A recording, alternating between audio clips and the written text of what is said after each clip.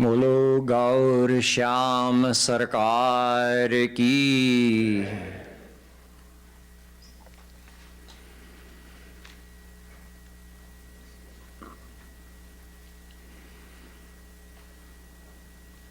प्रथमं सद्गुरुं वन्दे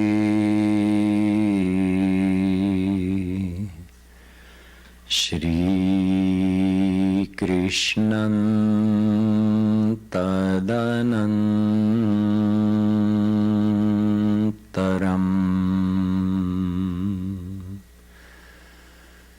गुरु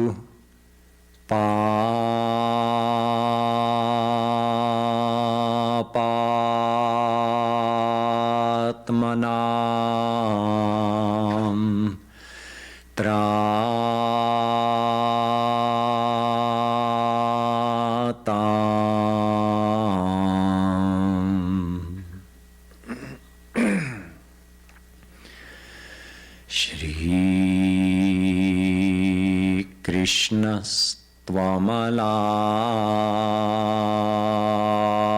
श्रीकृष्णस्त्वमलात्मनाम्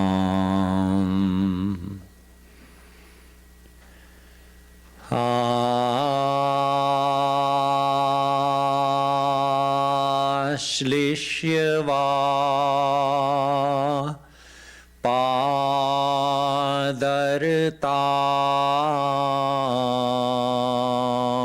पिनष्टुमा मदर्शनान्मर्महतां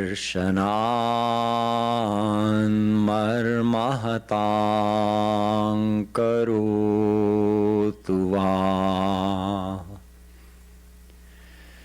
यथा तथा वा विदधातु लम्पटो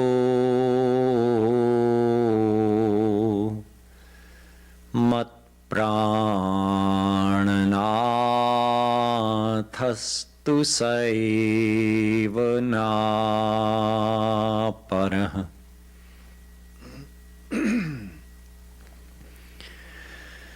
चेतो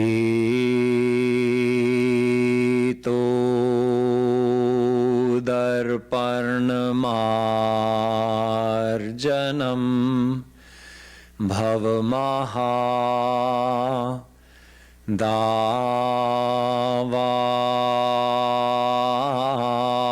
दावापणम् श्रेयः कैरवचन्द्रिका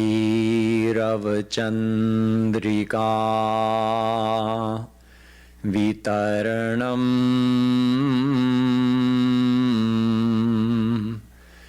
विद्यावधू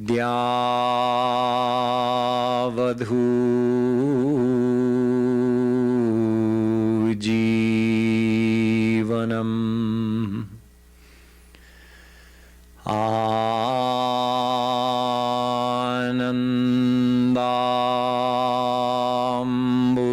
आनन्दाम्बुधिवर्धनं प्रतिपदं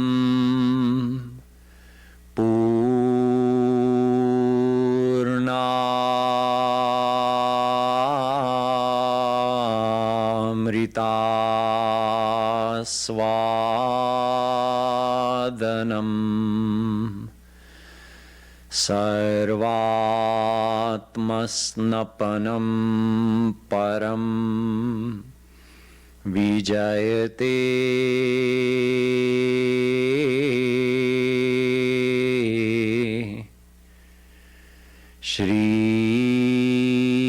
श्रीकृष्ण संकीर्तनम्।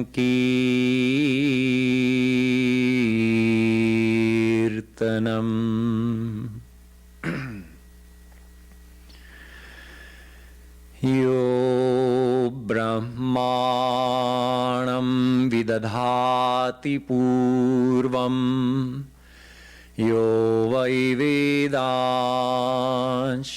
प्रहिणोति तस्मै तद्ब्रह्म देवमात्मबुद्धिः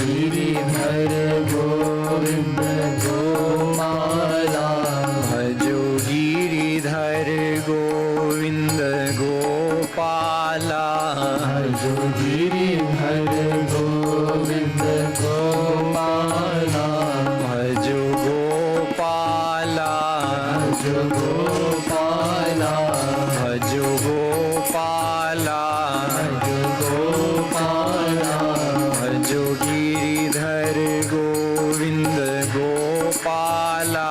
Bhajo Giridhar Govind Gopala.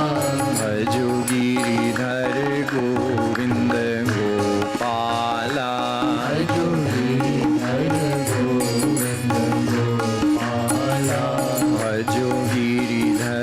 Govind Gopala.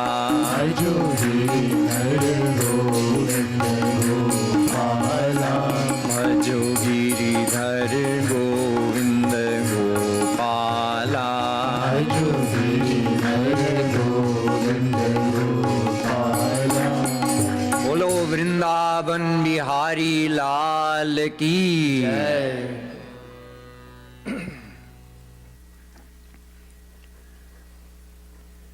Radhe Radhe everyone, happy Holi. This whole weekend we're celebrating Holi, and we also commemorate the appearance day of Caitanya Mahaprabhu Ji. So I'll briefly address both topics here tonight.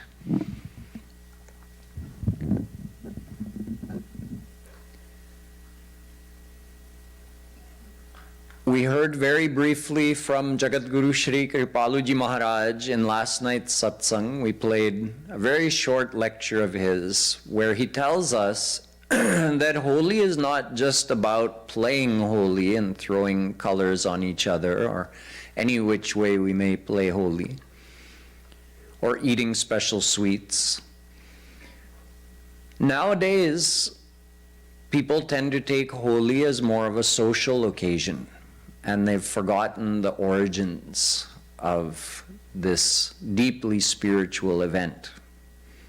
Maharaj briefly said the core principle we're supposed to keep in mind on Holi is the omnipresence of God.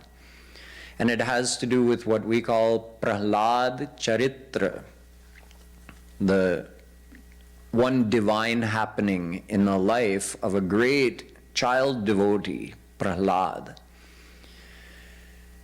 Prahlad, although he was born in a demon family, in those days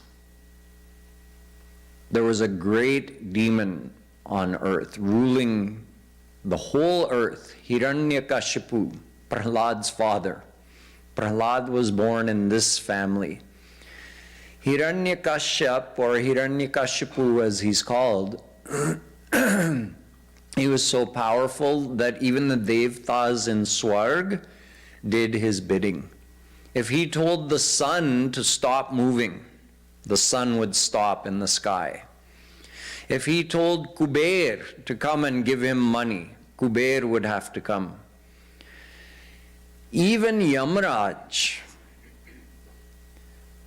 Now, when someone has this much power, they're bound to, unless it's a divine personality, then they're bound to get intoxicated by that power. Hiranyakashipu didn't want anybody worshiping God.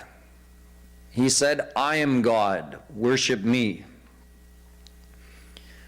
Add to that, that his brother, his younger brother, Hiranyaksh, had been killed by Shri Krishna in the form of the divine boar. He was also a demon who was wreaking havoc on earth and looking for a big fight. He couldn't find anyone to fight with him. And he was terrorizing all the three worlds. So Bhagwan Krishna or Vishnu came in the form of the divine boar, fought with him and killed him. Hiranyakashipu was his older brother, so he had a real beef with Shri Krishna. He said, if I get a chance to meet you, I want to fight you. I want to avenge my brother. So he told everybody, how don't you dare worship Vishnu. Don't you dare worship Krishna in my kingdom. And his kingdom meant the whole earth. If I catch anybody worshiping my enemy, it means if you're worshiping my enemy, it means you are my enemy as well. Now, as luck would have it, his own son was one of the greatest devotees of Shri Krishna, Prahlad, who got to hear all about the devotional philosophy from Narad Ji, who was telling this philosophy to his mother when he was in his mother's womb. And Prahlad was such an evolved soul that he was able to hear and understand all of that. And when he was born a devotee of Shri Krishna. So even though he was a very good boy, but he couldn't follow this instruction of his father not to worship Krishna. Although he was very obedient in most ways, but he couldn't follow this instruction. In fact, his father had sent him to the Gurukul. See, even demons have Gurukuls. The Asuras, they're called. So there's a special Gurukul, a special boarding school for those young demons. When they're growing up, they go and learn the philosophy of being a demon. So even over there, Prahlad was preaching to his friends about doing devotion to Shri Krishna. Etavaneva lokesmin punsa swartha parasmrita ekanta bhaktir govinde. Oh, my friends, the only way that you can truly satisfy your desires, because in demon school that's what they teach you, satisfy your desires any which way. So he said the only way a person can truly satisfy their desires in this world is by doing devotion to Shri Krishna. He is the soul of your soul. Only when you meet him you'll feel whole and complete. So do devotion to him. Kaumar acharet pragyo. Oh, my friends, don't wait until you even become teenagers. Who knows if you will live that long? No one is guaranteed any length of life. So start your devotion now as young boys. In those days, they were 5, 6 years old when Prahlad was giving them these teachings. So anyway, Prahlad got in trouble with his father when the word got back to his father that he was doing such things in the school, teaching his friends about devotion to Shri Krishna. Well, in fact, first his father got angry at the teachers over there. What are you teaching my boy? How dare you?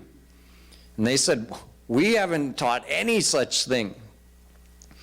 So he called his son, and he said, now son, he lovingly told him, you shouldn't be doing such things. You know he's my enemy, so I'm telling you, you just don't talk about Krishna, don't talk about him, don't teach devotion to him.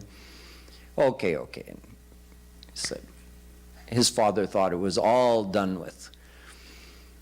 Now tell me, my boy, what makes you happy? What do you like to do? Prahlad says, Shravanam kirtanam Vishno smaranam padasevanam archanam vandanam dasyam sakyamatma nivedanam. He expounded 9 ways of doing devotion to Shri Krishna. His father was shocked. I just finished telling you? And you're telling me you still do devotion to Krishna? And this is how you tell me Navadha Bhakti, these 9 ways of doing devotion? Such incidents happened several times, and finally his father reached the end of his patience, and he decided to have Prahlad killed.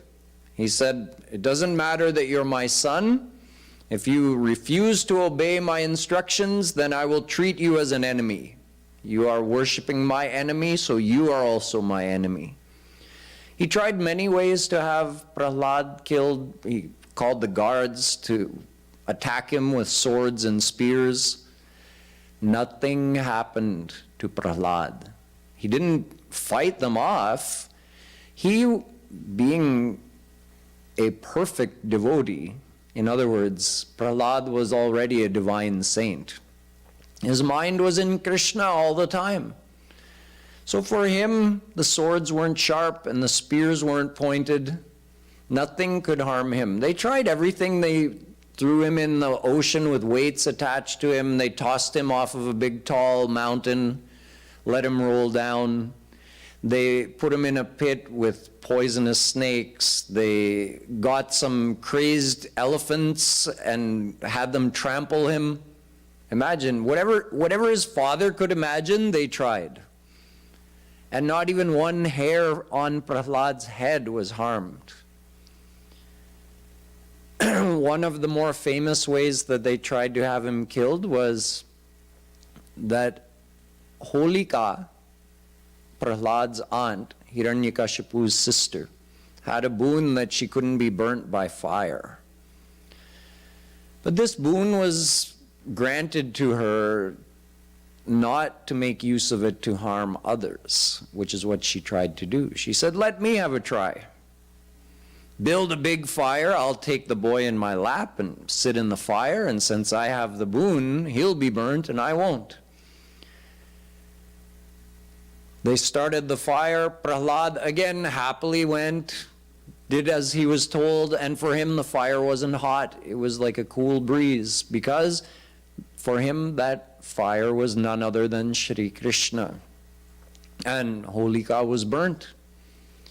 This is why we have the Holika Dahan. We have a fire the day before Rangwali Holi, which is the actual full moon night.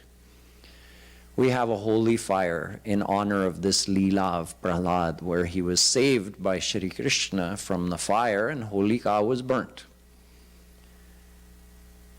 Later on, having tried many more methods and failed, finally his father had decided he was going to have to do it himself. They were inside his palace. Prahlad was there, and his father was saying to him, "Are you not afraid of me? I'm about to kill you right now." Prahlad was just happily thinking of Krishna. "Oh, Father, yes, I'm just thinking of my beloved Krishna. He's everywhere." His father's getting angrier and angrier. "Your Krishna, you think he's here in the house of a demon?" "Oh, Father, he's everywhere. Of course he's here." "Oh, really?" There's a big stone pillar next to him. "Is he in this pillar?" "Father, of course he's in this pillar. He's omnipresent." That is when Hiranyakashipu took up his big mace and he slammed it into the pillar.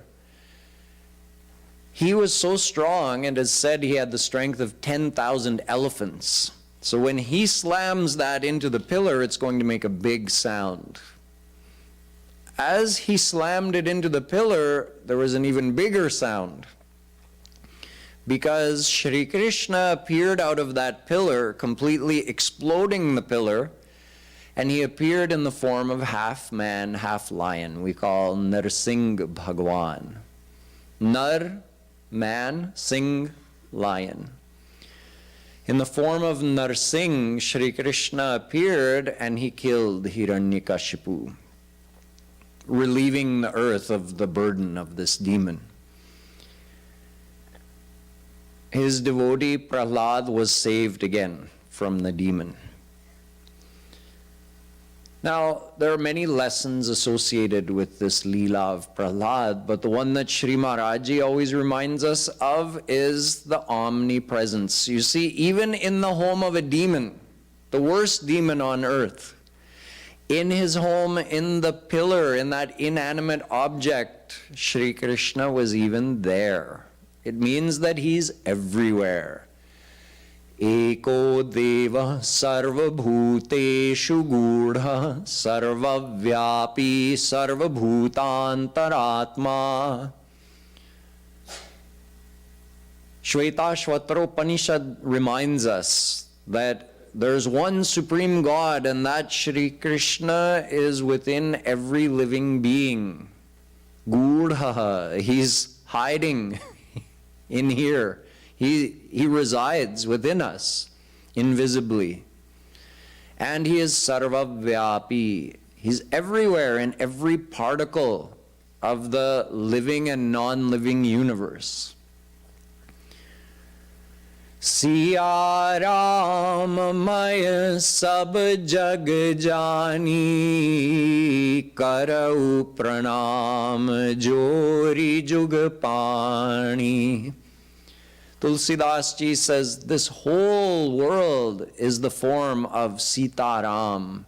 I bow to everyone and everything in this world because I see my Sita Ram everywhere, in everyone, in everything. Prabhu Vyapak Sarvatra Samana Prem Te Prakat Hohi Main Jana.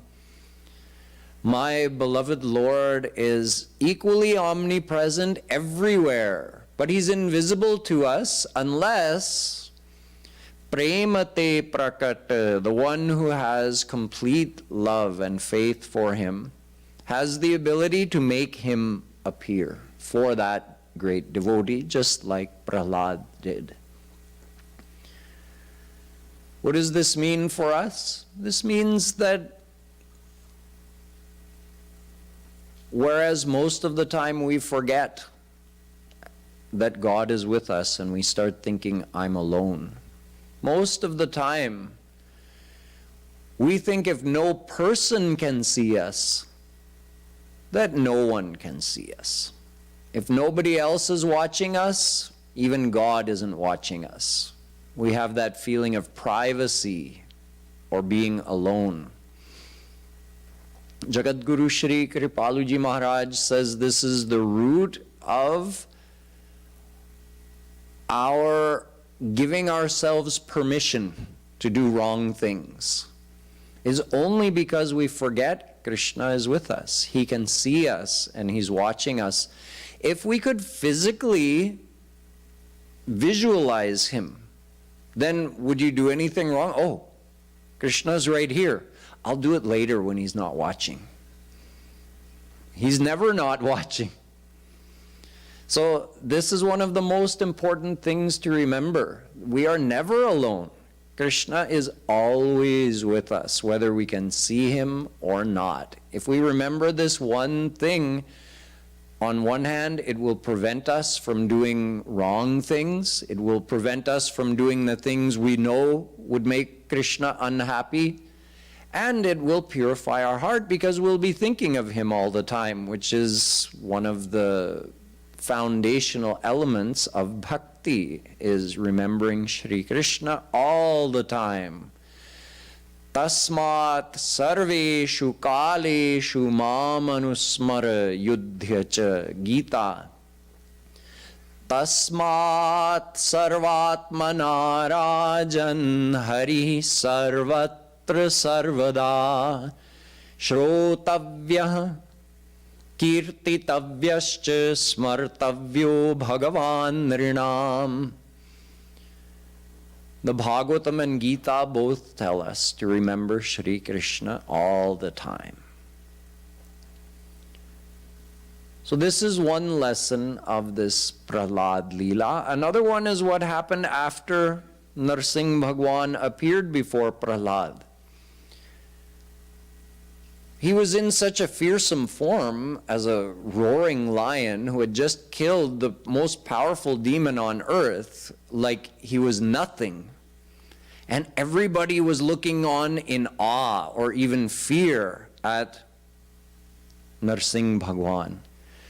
Now, he had come and accomplished the goal of the Devtas in Swarg, Indra, these celestial gods, Indra, Kuber, etc., whom I told you were under the control of Hiranyakashipu. So they all felt like, well, yes, we should, he's come and done such a huge favor for us, and traditionally whenever God appears, somebody has to welcome him properly, do his abhinandan, thank him for coming, formally do his stuti. So they were having a little meeting, Brahma, Shankar, Indra,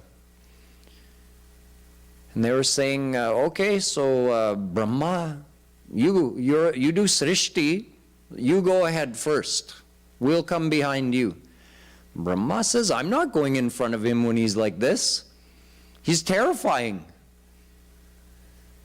Shankarji, you go. You just open your third eye and do sanghar of this whole Brahmand. You go first. He says, I'm not going in front of him when he's like this. Lakshmi was also there. Oh, you're his ardhangini? You're his other half? You go first. We'll go behind you. She says, not right now. No, thank you. Prahlad says, I'll go first. 7-year-old Prahlad. You can all come behind me. Prahlad goes marching up to him with no fear. He says, what are you afraid of? He's my divine father. He's my divine beloved. So Prahlad's coming first, and behind him, Brahma, Shankar, Indra, everybody, Jai Ho, Jai Ho. But hiding in a line behind Prahlad. And when Prahlad, he approached without any fear. Narsingh Bhagwan lost that fearsome countenance. His face became relaxed, and he smiled at his devotee and picked him up on his massive hand, held him in one hand. Prahlad was standing. And he steadied him with the other hand, and he was so happy to see his devotee that he was crying tears, and he started dancing. What are we supposed to understand from this? Is that you see how Prahlad approached him without any fear. You're seeing him as supreme God who's so powerful he just killed this terrible demon. So you're afraid of him, but I don't see him as God. Fine, he is God. I accept that, but I'm not dwelling upon that. I'm dwelling upon my relationship with him. And then when Narsingh Bhagwan had met Prahlad, then he said, as he always does, Varam Bruhi, ask for a boon. Prahlad thought, ask for a boon? I don't want to ask for anything. Nasa bhrityah savai barnik. He said, I don't want to be a businessman, I want to be your servant. If I'm demanding things from you, if I'm asking things from you in return for my devotion, then what kind of devotee am I? What kind of servant am I? I want to be your bhritya. I want to be your servant. I don't want to be barnik. I don't want to be a businessman who's bargaining with you. I did this much devotion, so you give me this much. But Narsingh Bhagwan insisted. He said, no, it's tradition. Everyone I appear for, I tell them to ask for a boon, and they ask. Prahlad said, it looks like he's not going to let this one go. So let me ask for something. Kamanam hridya sandroham bhavatastu vrine varam. Bhagavatam.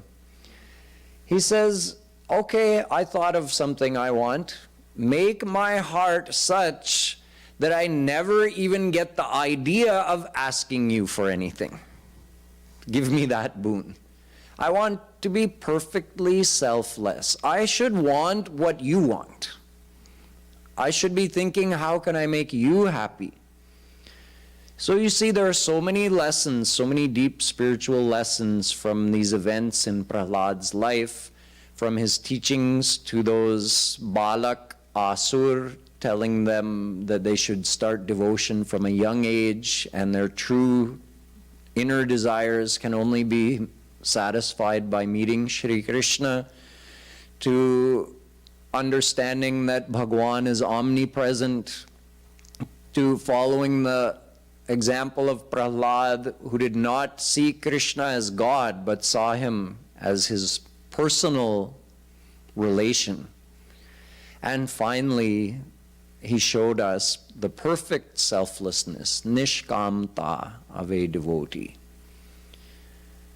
So this is the true meaning of Holi. These are the events that transpired on and around this holy day, and these are the things we're supposed to remember while we're playing Holi. Of course, we want to play Holi because playing Holi is also part of not thinking of Krishna as God. ठीक है होंगे भगवान अपने घर के, लेकिन आज हम होली खेलेंगे तुम्हारे साथ. Today we're going to dump some holy powder on your head. Krishna, you may be God, that's fine. You can be God on your own time, but today we're playing holy with you. That's part of devotion. And this is also the meaning of holy. So as long as we keep these things in mind, we're living the true meaning of holy, and we're celebrating holy the way it was meant to be celebrated. How this holy time is also the auspicious day when Caitanya Mahaprabhu Ji appeared in this world. And who is Caitanya Mahaprabhu Ji? He is none other than Radha Krishna.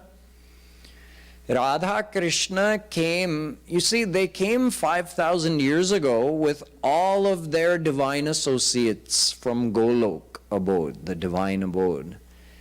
And they performed all the leelas that you know about, how Krishna grew up, how Radha grew up, how they played Holi, all the leelas you know about, these happened amongst Radha Krishna's God-realized divine associates.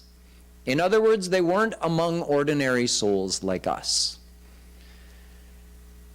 They revealed their leelas and their bliss on earth amongst their divine associates, and then we know about that through the scriptures and the modern day saints who tell us about those leelas, and then we use that as devotional material to engross our mind in while we're doing Rup Dhyan.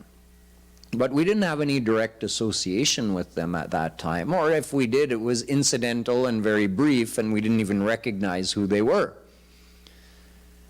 But in the case of Caitanya Mahaprabhu Ji, Radha Krishna thought, let us go, why don't we see what would happen if we go amongst the souls? Let us take the form of a divine saint and live amongst the souls and then teach them how to do devotion to us. So they came as Caitanya Mahaprabhu Ji. Although there are always true saints in the world, but the descension of Radha Krishna in the form of a saint is a very special event. See, if any of us become God-realized, we'll be saints also. We'll be one with Radha Krishna, and we can help any soul who comes to us. We'll be called Sadhan Siddh Mahapurush. We were ordinary souls under the bondage of Maya. We did devotion, and with the grace of a God-realized Guru, we also became God-realized. Now we have the power to help somebody else. We're Sadhana Siddh Mahapurush. But Nitya Siddh Mahapurush means the saints Shri Krishna sends from his divine Golok and says, okay, go on earth and help the souls. Establish a mission. Get souls to start doing bhakti. Those Nitya Siddha Mahapurush weren't under Maya like us. They're eternally living in the divine abode, and with the will of Radha Krishna, they come on earth. But what about when Radha Krishna themselves decide to come on earth? That's something very special and very rare. Avatarahya sankhyeya hare satvanidhir dvija ete chancha kala punsa krishnastu bhagavan swayam. The Bhagavatam tells us that there are unlimited avatar of Supreme God. Avatar means forms God takes to come here on earth. But all of those are ete chancha kala punsaha. These are all forms of Shri Krishna, forms that Shri Krishna takes. So he is called Avatari. The one who takes avatar is Avatari. The one from whom all the forms exist is called Avatari. That is Shri Krishna, Shri Radha Krishna. They are the source of all the divine powers. So when they decide to come on earth as a divine saint, it's a very special grace upon all the souls. The magnitude and the force of the grace revealed can propel souls on the path much more quickly. Even the same amount of effort you make with if you're being graced by sadhana siddha Mahapurush, and the same amount of effort you make if you're being graced by a nitya siddha Mahapurush whose grace is being revealed with more force, your same amount of effort will lead to more results, in fact. This is the way it works. Now, what about when Radha Krishna come as Caitanya Mahaprabhu Ji, and if any souls were given the opportunity to associate with him, and they accepted him as their guru and then practiced devotion, with what speed will they progress? It's a very special opportunity. Just like if a store announces that for one day everything is on sale at 10% of the price. For the same amount of money as you were going to spend yesterday, you can get 10 times the amount of stuff today. So go quickly, buy as much stuff as you can. You'll get more value for your money. In the same way, when Caitanya Mahaprabhu Ji was here, the effort that souls put in was rewarded with much more heart purification and much faster progress on the path. This is one of the reasons that we honor and remember Caitanya Mahaprabhu Ji. Who knows, we may have been there 500 years ago, and what progress we may have made with his grace, although we didn't reach our goal, but that must have been amazing, or might have been amazing if we were there in those days. So we think about that what an amazing opportunity that was, what a special grace of Radha Krishna that was when they came on earth in that form. This is why we remember this day we call Gaur Purnima, or Mahaprabhu Jayanti, the birthday or the appearance day of Caitanya Mahaprabhu Ji. Mahaprabhu Ji gave special emphasis on chanting the name of Radha Krishna. He quoted Skanda Puran. He said, Harer Namaiva Namaiva Namaiva Mama Jivanam Kalau Nastyeva Nastyeva Nastyeva Gatiranyatha. The name of Shri Krishna is my life. It is the only way to reach him in the age of Kali, the age of materialism that we currently live in, that started 5,000 years ago. During this Kali Yuga, there is no other means. Gatiranyatha, there is no other means of reaching Shri Krishna other than through his name.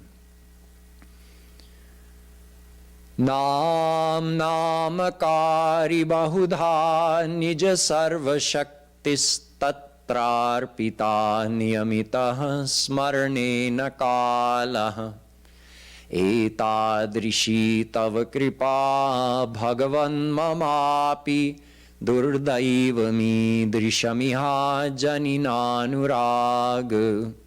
It's from Mahaprabhu Ji's own Ashtapadi Shikshashtak. He says, oh, Krishna, you are so kind. Remember, he's in disguise. So he's praying to Shri Krishna, even though he himself is Krishna. He says, Krishna, you are so kind that you've put all of your power in your name and made your names available in this world. You have infinite names. So someone can take any of your names, and you are there, you're sitting in your name. Thus, they have direct access to you. All they have to do is chant your name. Kalir doshanidhe rajan nastihye ko mahan gunah kirtanadeva krishnasya mukta sangha param vrajet. Bhagavatam. Although Kali Yuga is like an ocean of bad qualities, there's so many wrong things that become more prominent during Kali Yuga, Nonetheless, great souls want to be born during Kali Yuga. Why? Because in Kali Yuga, the path to God is simplified. You can reach God simply through chanting His name. Such an easy path to God is not available in other yugas. But in Kali Yuga, just chant Shri Krishna's name and you can reach Him. However, Mahaprabhu Ji said there are two ways of doing devotion. There is satsang bhakti and anasanga bhakti. Satsang bhakti means when you're chanting Krishna's name, your heart is in it. You're thinking nam namakari bahudha, not the shlok itself, but the meaning of it. Krishna, you said you are in your name. So when you chant Krishna's name, remembering that, this name I'm saying, this is Krishna, it's Him in another form. That's satsanga bhakti. Your heart is in it. Your mind is attached to the one whose name you're chanting. We call nam and nami. Nami means the one living in the name, or the one whose name it is. That's nami, and nam means the name. So we mustn't just chant the nam, we must also remember the nami. Otherwise, we're doing anasanga bhakti. Anasanga bhakti means your heart's not in it. Your mind is somewhere else, and you're vocally chanting Shri Krishna's name. He said that's not going to give you the desired results.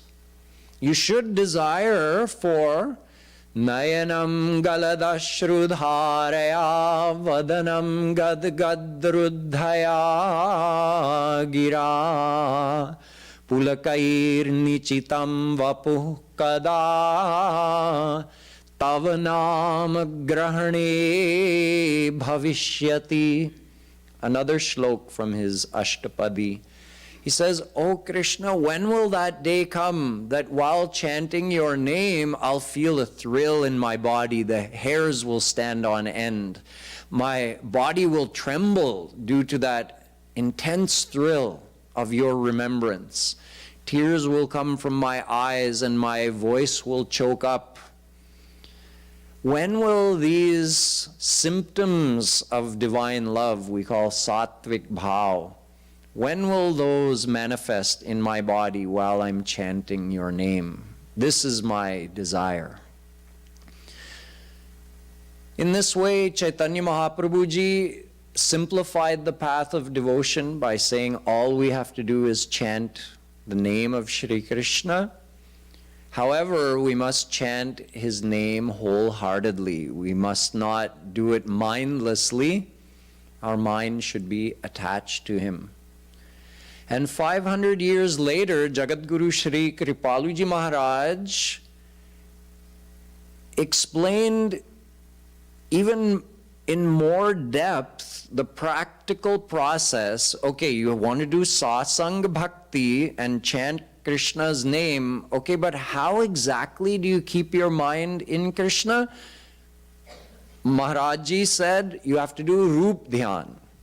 So he took that same explanation of Mahaprabhu Ji, he just added one more detail to it, a practical detail. How do you actually keep your mind in Krishna while chanting His name? Mahaprabhu Ji said, don't just do anasanga bhakti. Your mind should be in Krishna, should be thinking of Him. How? The how, Kripalu Ji Maharaj told. Do Roop Dhyan. You don't think in words, you think in images. Images and feelings. So visualize the form, imagine the form. Imagine doesn't mean that it's made up. Image, imagine. The image of Shri Krishna is real. He has a real form. So imagine that form. It means create that image. Picture that form of Shri Krishna in your mind. Remember, He's omnipresent. So He's not only in His name, but He's in your mind. And He's in your imagined form of Him. That's the last piece of the puzzle. chant his name while doing Rup Dhyan, while picturing his form, and it means your mind will be in him and you'll get the results that you're looking for. Someone sent a question, I'll just briefly answer that since it's related to this topic. One of our YouTube viewers sent a question asking about the Hariram Mantra. Hare Ram, Ram Ram, Hare Hare, Hare Krishna, Krishna Krishna, Hare Hare. They wanted to know, for one thing, the meaning, and for another, they were taught another way, that they were taught to say it Hare Krishna, Krishna Krishna, Hare Hare first, and then Hare Ram, Ram Ram, Hare Hare second. So, in fact, it's written, this is a mantra from Kali Santaranopanishad. It's one mantra from this Upanishad, and it's written with Hare Ram first and Hare Krishna second. According to the teachings of Jagadguru Shree Kripalu Ji Maharaj, you take any name of God, any which way. Valmiki took his name backwards, Mara, Mara, Mara. He couldn't say Ram. He was so sinful, the name Ram wouldn't come out of his mouth. So his Guruji told him, just say Mara, which means dead. He could say that. But if you say Mara, Mara, Mara, Mara back to back, it's like saying Ram. It comes out as the same thing. So he was saying Ram's name backwards. He also got God realized. Now, he got God realized because he obeyed the instructions of his Guru, and his Guru graced him. But the point is, if you're following the instructions of a God-realized saint, any name of God will give you the benefit. You take it forwards, you take it backwards. As long as you're doing Rup Dhyan of God, it's all fine. God has unlimited names. So whatever name appeals to you, whatever name helps you remember him, take that name. Hare Ram, Hare Krishna is actually in the vocative case, which means when you're calling someone. Just like Radha is the proper name, Radhe is what you would say if you were addressing her directly. Sita is the proper name. Site is what you would say if you were addressing her directly. So Hari is the proper name. Hare is, oh, Hari, come here, right? But if you're addressing him directly, you would say Hare. So it means the meaning of this mantra is Hare Ram, Hare Krishna, we're calling them to come. It's a very simple meaning. We're actually calling them to come and give us darshan. So whether someone chants it Hare Ram first or Hare Krishna first, as long as the feeling is there that we're calling Shri Krishna or Ram or Vishnu, all three names are in this mantra. We're calling him to come to us. As long as that feeling is there and you're doing Rup Dhyan of the one whom you're calling, then it doesn't matter, do it forwards, do it backwards. Although it's written in the Upanishad with Hare Ram coming first, the most important thing is that you're doing Rup Dhyan of Shri Krishna and you're sincerely calling him from your heart. He's not going to complain that you said this mantra backwards. No, I'm not coming to you. He only looks at the sincerity of your call. Are you sincerely calling him to come? So in this way, I describe briefly the meaning of this mantra, the origin of this mantra, and the fact that although in our sanstha we chant Hare Ram first, and in some other sanstha's they chant Hare Krishna first, the main thing is that we do Rup Dhyan of Shri Krishna as taught by Jagadguru Sri Kripalu Ji Maharaj, and then we get the true benefit of chanting Shri Krishna's name as taught by Caitanya Mahaprabhu Ji as we commemorate his divine appearance in this world 500 years ago.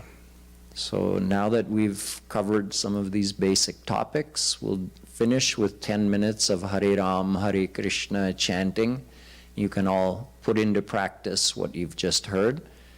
And after that, we'll continue with more kirtan. Tonight's program goes up until 11, in fact. We'll be doing kirtan till 10:30 and then having a special video about Caitanya Mahaprabhu Ji.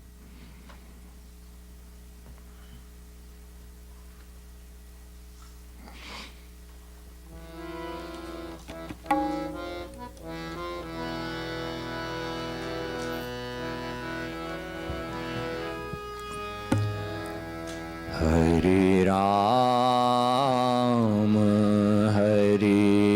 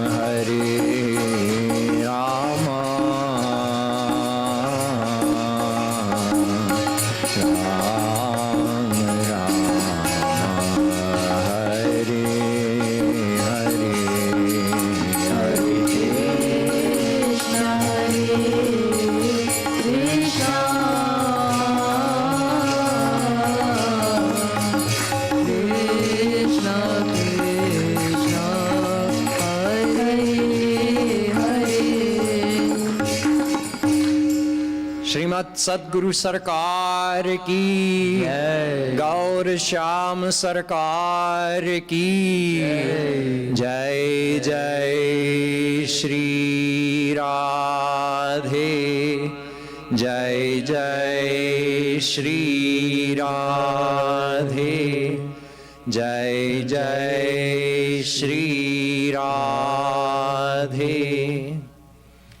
As I mentioned, the Kirtan will continue now until 10:30, and at 10:30 we'll have a special video.